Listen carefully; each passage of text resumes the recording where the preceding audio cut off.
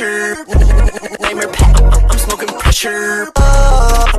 I'm a bad getter. If it's fuck me, then fuck you. It's for the better. In the basement. Proof sure does get found quickly when people are telling the truth. Here's the ID number from the first kid, the second kid, and now the third kid. So we got 3 kids under the age of 18 who all have been having conversations with the same person on Discord with the same ID number. The same ID number and person saying that they'll do a duet, and 3 days later, ClapDaddie does the duet. The same account that answers to the name Colton and keeps calling children handsome. The same account that likes to send pictures from below the waist to children that are underage. And have tons of phone calls with. Tons. With children. And again, give me a second, cutie. And again, answers to the name Colton. And this is the 17-year-old kid they were talking to. A very clear pattern of behavior with children.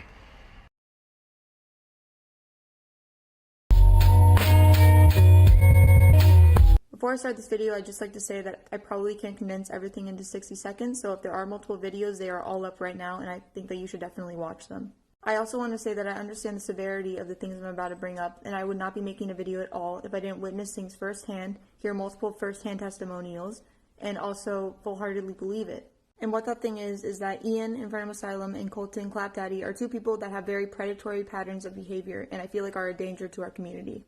Ian posted a video that is not deleted, basically explaining how he felt like people close to him were talking shit behind his back. And I will admit that we were talking about him, but what we were doing was establishing that he has a very clear pattern of harassment towards women. Now, the few days I was with him, I know that he made several different women feel uncomfortable by saying sexual things to them or getting too close to them or making them feel like they needed to ask someone to watch their back. And the thing is that I've talked to him about this twice before. Once when an incident happened with my sister, and another when an incident happened to a creator I'm close with. And I know another woman in his life has as well, and he just continues to do it. This is part 2. If you haven't seen part 1, please go watch that. I'm going to talk about the incident with InfernumAsylum and my sister at KatsuCon. KatsuCon was the first time I ever met Ian. I met him when he was in Rascal cosplay, and we hung out for a few hours. And during that time, he continuously called my sister curves, and he eventually ended up running his hands down her waist unconsensually. She didn't tell me at first because she was surrounded by my peers and people that she didn't know. And when I found out, I got very, very mad.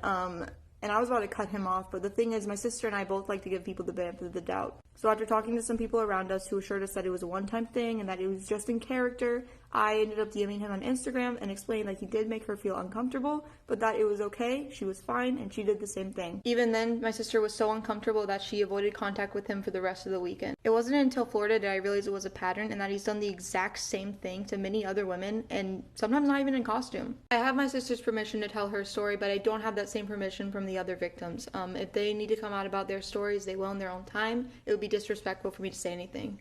This is part 3. If you haven't seen parts 1 and 2, please go watch them for context. The last thing I want to say about Ian is, even though I feel like I was very lenient in the DMs we had on Instagram, I had another conversation with him in person where I basically just explained much more directly that he can't touch women in a certain way and talk to them a certain way without fully knowing them, and that just all seemed to go over his head. Because by the end of it, he was making jokes and not taking anything seriously. That's everything I feel like I have the right to talk about when it comes to Ian, so we're going to move on to Colton. Colton is a bit trickier because of the type of people he's chosen to engage with, but he has a clear history of fetishizing trans men and also being very inappropriate towards minors. I've heard several first-hand accounts of minors interacting with Colton and Colton saying sexual things to them, being flirty with them, or just being otherwise just very inappropriate towards them. And all these minors also happen to be trans men. And in my experience with Colton, he's just very manipulative. He has a very nice persona, but there were points in the week where he was just talking shit about everyone behind their backs. This is part 4. It's the final part. If you haven't seen parts 1, 2, or 3, please watch them for context. I just want to restate that I understand the severity of some of the things I brought up in this video, and I would absolutely not be bringing them up if I didn't witness first-hand patterns or hear first-hand accounts from multiple people that I trust that barely even talk, if talk at all. My goal in making these videos is to just have the community be informed that Colton and Ian both have very predatory behaviors and to hopefully keep other people from getting wrapped up in it. And the reason why I feel like I had to say something is because I've associated myself with these 2 people. By doing that, you kind of give the okay to peers and fans that they're okay people to be around, when I don't think that they are. Unfortunately, it's a lot more complex than accidentally working with a problematic brand, because it's not just between me and them, it's between me, them, and all their victims. And stuff like this needs to be handled with care, and you need to make sure everyone's comfortable so no one gets re-traumatized. I haven't been able to talk about a lot of the things that I've heard and the things that I've seen, But I just want everyone to take this information, what I've been able to tell you, and please stay safe around them and be aware of these patterns so you don't get wrapped up in it too. So pretty much immediately after leaving Florida, Ian ended up blocking me and a bunch of other creators, so I didn't have access to this conversation until just now. It's about the situation that happened at KatsuCon where he made my sister super uncomfortable and then ran his hands down her waist. To put things lightly, I handled it really, really poorly. I excused a lot of his behavior in these DMs and said some really awful shit just to give him the benefit of the doubt. And I just want to apologize to my sister for saying this because it didn't really line up to how she felt and what she was telling me at the time. If I knew it was a pattern at the time, I would have been much harsher. I wouldn't have been lenient or excused anything that he did, but I didn't. And in these DMs, I downplay my sister's experience a lot, and I'm sorry that I did that. I didn't want to risk the relationships that I just made, and that wasn't right of me. So you can see here that I said she was playing into it, but honestly, she wasn't. She was just not saying, get off me and leave me alone. He apologized, and I said, I think the world of y'all, as in, like, everyone in the group. And she said no worries, because she didn't want to make it a bigger deal than it was. He used the excuse of being in character twice. Before my next video, I just want to address one more thing. I see a lot of comments demanding physical proof, and in situations of sexual harassment and abuse, there usually isn't any physical proof. What kind of physical proof do you have if someone decides to whisper something really inappropriate in your ear or grope you? So many cases of sexual assault and abuse get thrown out because there isn't physical proof. But there is proof. They're called testimonials. It's when someone has a first-hand experience and comes forward and explains their story. And so far, there's already been a handful, and there's going to be more. And these people coming forward have no reason to lie. They don't know each other, and they describe physical details and personal details that line up with each other and with his pattern of behavior. And a lot of these stories are coming from people that know him in real life for long periods of time. That should be all the proof you need, but I still see comments victim blaming, calling people clout chasers. When I personally have talked to so many girls and had very hard times deciding whether or not to come forward, and it's absolutely heartbreaking to see that. I'm linking an article in my bio that's very factual. Please go look at it. Before I move forward, I just want to preface this and everything else by saying, do not go after anyone's in this situation's families or friends or people that are close to them that haven't said anything yet. You don't know what's going on behind the scenes. There's no way to know that. Their families don't have anything to do with it, and neither do their friends a lot of the time.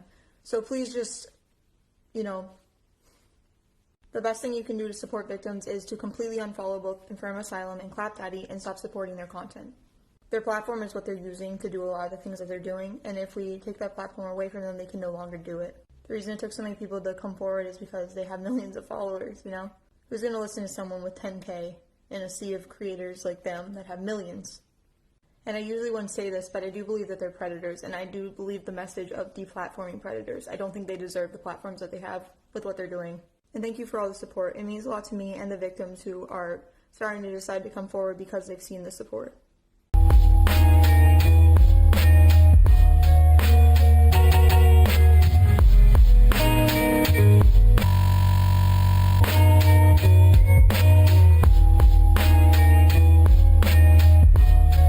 Now, these are all the accusations that I know of or have seen made against me because these were on Vegetarian Water's Instagram story or Ava Lee's Instagram story.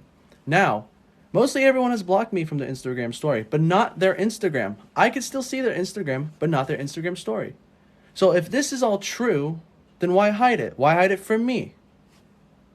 Now, an accusation says that I talk to minors. Yes, I do talk to minors.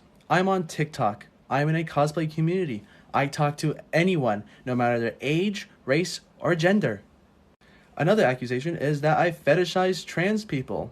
I do not fetishize trans people. Yes, that is my preference. I like trans people. I like trans men, but I do not fetishize over them. Now, yes, I talk to a lot of trans people because I support the community, because that is my preference, and I want to help them as best as I can. To sum everything up, those accusations made against me were wrong. And this whole situation should have never been on TikTok. It should have never been on any social media platform. This should have all been done and handled in a private manner. I've also not given out anyone's private information because that is doxing, which is illegal. You guys have your own opinion on this situation, and that's okay. I would like to thank my fans and friends for supporting me through this. I will also be staying on TikTok to make more content for you guys. Thank you. With everything being said, I would like to make an apology to anyone who I've made feel uncomfortable or made them feel like I was being malicious towards them. I am sorry. That was never my intention. I wanted nothing but the best for you guys. And if you can come and talk to me personally so we can have a civil discussion on what I did wrong, thank you.